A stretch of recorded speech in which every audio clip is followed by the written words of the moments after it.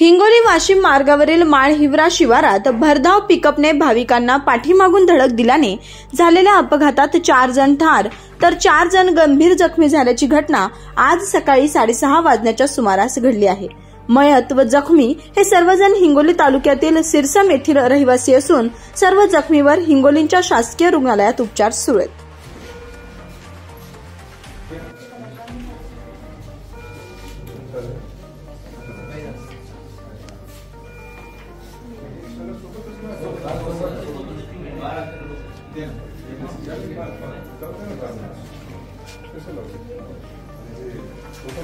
नाही